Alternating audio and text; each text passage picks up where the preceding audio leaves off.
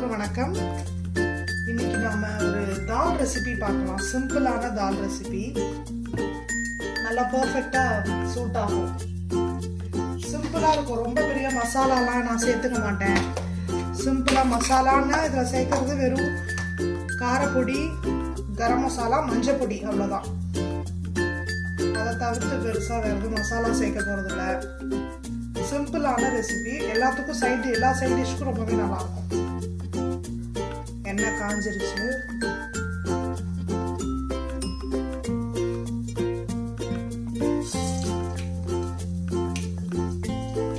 கடுகு,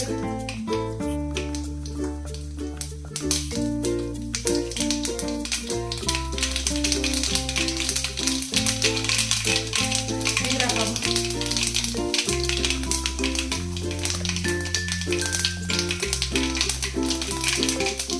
ஒரே ஒரு காஞ்ச மிளகாய்,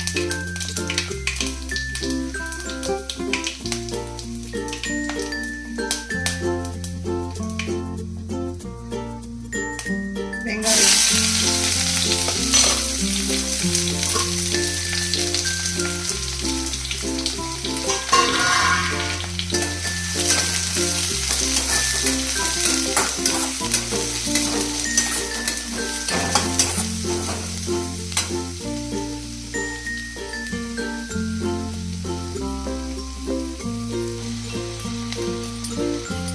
வெங்காயம் நல்லா வதங்கிட்டு நெக்ஸ்ட் தக்காளி சேர்த்துக்கலாம்.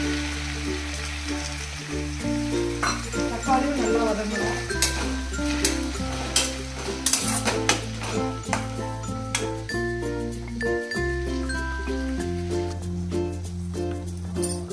தக்காளியும் நல்லா வதங்கிட்டு இந்த ஸ்டேஜில் ஒரு ஸ்பூன் கரம் மசாலான்னு சேர்க்கறது இது மட்டும்தான். இஞ்சி பூண்டு பேஸ்ட் கூட கிடையாது. மஞ்சள் தூள்,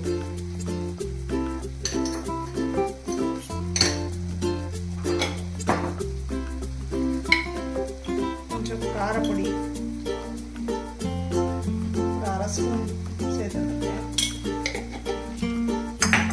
அதெல்லாம் சேர்த்து கருவேப்பிலை,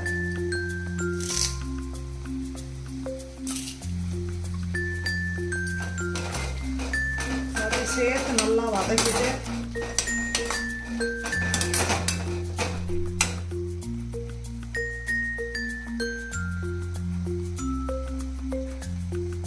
நல்லா ஒரு 10 செகண்ட்ஸ் நல்லா வதக்கணும்.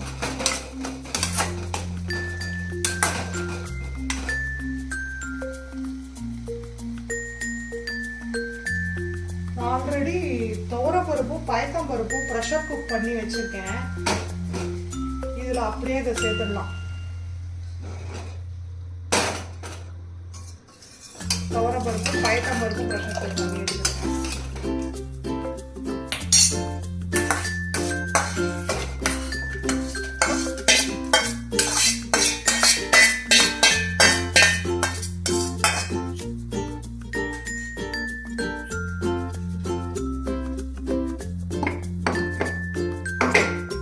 இதுக்கு தேவையான அளவு உப்பு சேர்த்துக்கோ. அவ்வளோதான். இது அப்படியே ஒரு விசில் விட்டு இறங்கினா முடிச்சிடும். அவ்வளோதான். ஒரு விசில் வந்துருச்சு.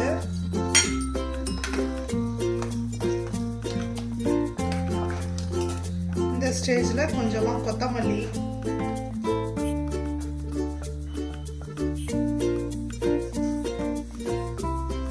கசூரி மேத்தி,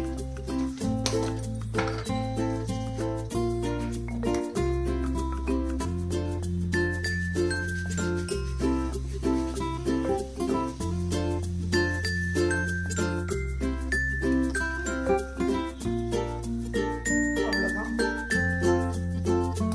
இது சப்பாத்தி, பூரி, இட்லி, தோசை, பொங்கல்னு எல்லாத்துக்குமே அட்டகாசமா இருக்கும்.